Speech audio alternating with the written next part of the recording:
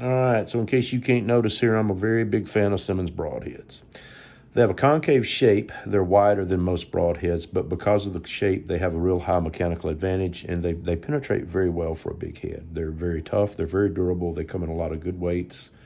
They come in all the way down from like a Land Shark Light and a Mako down in 100 and 125s, all the way up into the 200s in the larger heads. If there's one drawback, they fly well too. I mean, if you're tuned great, it doesn't matter how big they are, they fly. This giant right here will fly this 2-inch wide head flies perfect if you're tuned for a 200 grain head like it is. The only downfall is actually sharpening them. If you are sharpening challenged because of the shape, they can be very tricky. So the simplest way I found to do them is with a Stay Sharp C guide. And I use 3 main things. I use a ceramic file or ceramic rod. I use an oval shaped diamond. And the number 1 weapon of choice is a chainsaw file, smooth cut chainsaw file. Now, the first thing I want you to notice, when you get a Stay Sharp, these little pegs here, this little roller guide is going to be way up here in the top somewhere. If you leave that roller guide right there up in this top and try to sharpen his head, you are just wasting valuable hours off of your life that you'll never get back. You'll never get it sharp that way. You got to get this thing down into these marks down in here. You've got to get it down here to these low 30, high 20 degree bevels. You got to get down to where your bevel's got a good smooth angle and it's very low to where you can get a very keen edge. Otherwise, up in here, you're wasting your time. Now, once you move your bevel down to here, you can still waste your time. I want to show you guys something. Now, this is not a polishing compound, sharpening compound. This is nothing more than my granddaughter's sidewalk chalk. What it does is it helps float the metal fillings out of the file, keeps the file cutting fresh and sharp, and does a good job. Now, so this is a factory bevel that's in here. It's a brand new head, so we're going to paint it. I'm going to show you something. I'm going to paint this purple on this and cover this whole bevel here up. So like if you're going to start this thing with a stone or whatever, instead of a good sharp file, I'm going to show you what happens when I hit this with this file. Look at where that's at. It's way up here. It's way up here at the top of this bevel. Okay, so all of that's got to be cut down to this point before you're ever going to actually get any sharpness to this head. So if you start down here in this lower one, if you're using sandpaper on a dowel rod or a diamond stone or something like that, you're, again, wasting valuable time off of your life. So you're going to get a file, and you're going to get your thumb behind it, and you're not going to be gentle, okay? You're going to just go ahead and horse it down. Another thing that I want to bring into consideration is you'll see me hitting it from 2 different directions here, is when you start to sharpen a head, say, the length of a safari on these Stay Sharps, you cannot reach tip to tail with a single swipe in this area. So you're basically, when you are sharpening a head that big, you're going to have to start like center of the head coming back and going that way back, to the front. You're going to have to do a double swipe, which I don't mind double swipes. Doesn't bother me that much. You just got to be sure that you're hitting the same ones. Now, as far as how much pressure I'm putting onto it, go ahead and tell you right now, I'm putting a lot of pressure onto it, all right? I'm putting an awful lot of pressure. I'm just easing up enough to not pull that broadhead out of the actual file itself. I don't want to pull it out. But you're going to continue this. See, we're getting close to this because I'm hogging it.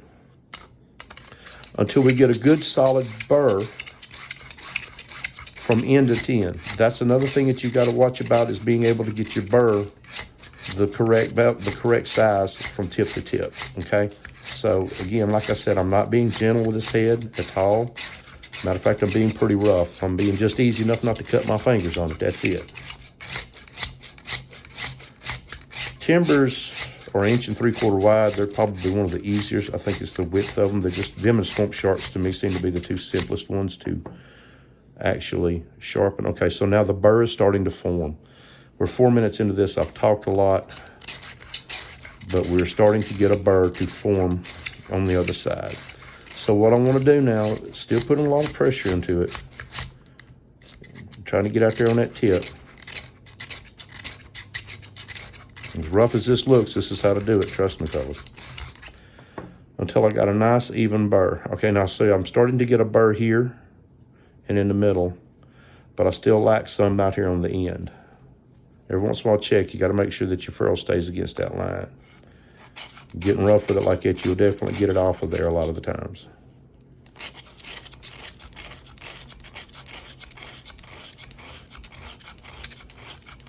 But like I said, this is a brand new head. Once you get this bevel on here, it's not that hard to touch back up if you miss. Stick it in the dirt, run it through a piece of bone, anything like that. Once you get this bevel on there, it's not that hard to touch it back up once you get the bevel. Now,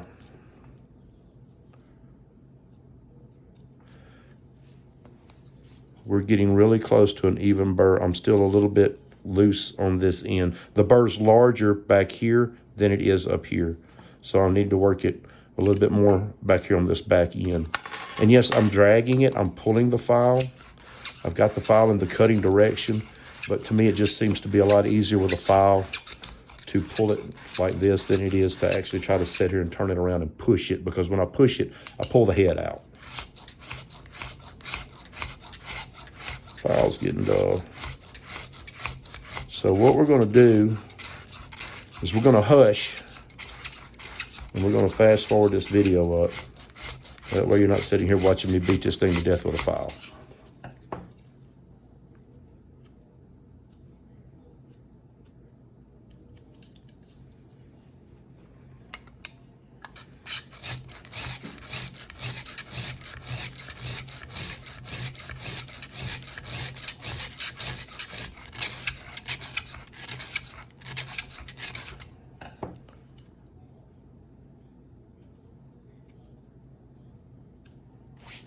Now,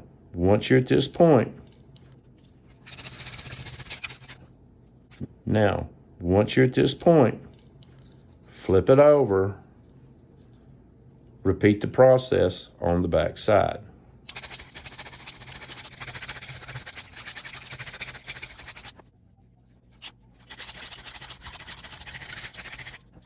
Now, the bevel's getting really even. It's getting really good and smooth when I'm flipping it from side to side. So what I'm going to do is I'm going to ease that pressure with that file up. And I'm just going to be real delicate. Just basically just brushing it with the file, like you're trying to knock the dust off of it or something. Nothing difficult or nothing hard like what I was doing. And basically what I'm doing is just taking, because I was so rough with this head, I'm taking some of the roughness, some of the file marks out of it with the file. I'm just being a little bit easier to clean it up a little bit more. That way I don't have to work it quite so hard with the diamond. Okay, now that we're at this point, we're going to switch to a diamond. Now, if you'll notice, my diamond is kind of a flat oval. This is a really good diamond for actually sharpening heads like this. The three-sided diamonds are okay, but it's really difficult to reach tip to tail on them.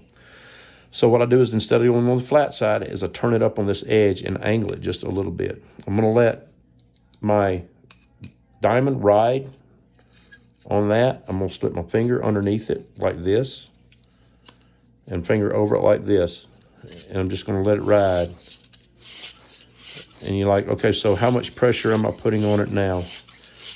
I'm still not counting strokes or anything like that, but I'm putting pretty decent pressure, guys. I mean, I'm not being real delicate with it or anything like that. I'd say you're whittling a stick, a dry stick,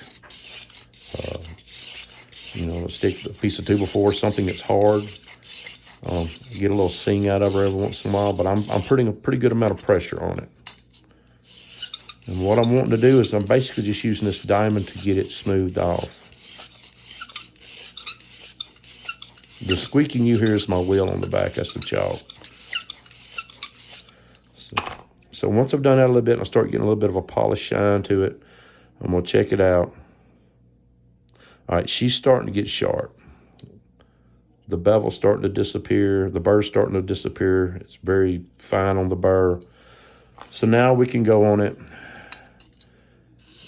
and we can be a little bit easier. We can be, now we're basically whittling a green stick, taking the bark off of a green twig. That's about all we're doing here. Not a whole lot of pressure, but enough to actually feel like we're shaving pieces off of the bark off of a green twig or something like that. And I'm going all the way tip to tail.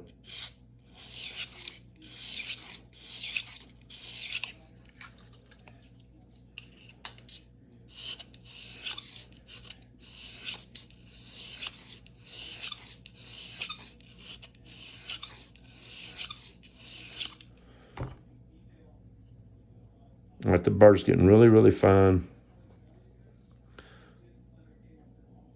The head's getting really, really sharp. That'll shave the hair off of you right there. I mean, it's getting to that point to where it'll shave the hair off of you. And I've really eased up my pressure, and I'm really focusing on getting all the way on it. I mean, we started off very rough. Now we're being very smooth. Now that's sharp enough for most guys to hunt with right there. It'll shave the hair off your arms. This is what I think really sends one over the top. So this is just a big ceramic rod. Again, I'm going to hook my fingers in between it, and I'm going to let the roller ride on it like that. See, the roller rides on it. But this gives me just a little bit more control. Now, as far as how much pressure I'm putting on it now as I'm bringing it down here, I'm literally just trying to shave the hair off of a tomato, a ripe one. Okay, I mean, I'm not putting much pressure at all. I'll normally count them. I'll normally like give it 10 on one side. I'll flip it to the other. I'll give it 10 over here. Kind of rotate your stick, your rod every once in a while. You'll start noticing little black lines, carbon buildup on your ceramic rod. So just kind of rotate them away from it. A little wet baking soda in your hand worked into the stick will clean the stick up brand new. I mean, it looks brand new after you sharpen one. And as you can see now, it's getting super shiny. That's because we're polishing that edge. Ooh, yeah, Lord of mercy, that will hurt you. That's getting very, very, still got a little bit of a rough spot right back here. It's giving me a hard time. But like I said, as far as pressure, I'm literally like you're trying to shave the hide off of a tomato. I mean, it's not much pressure at all, but it is like I'm trying to slice something off the rod. Just being as gentle as I can with it. And that, ladies and gentlemen, is about the easiest way I know to get a Simmons extremely sharp. No, I'm not talking radii. I'm talking actually sharp, very sharp. Radis will get them sharp, but they won't get them this sharp.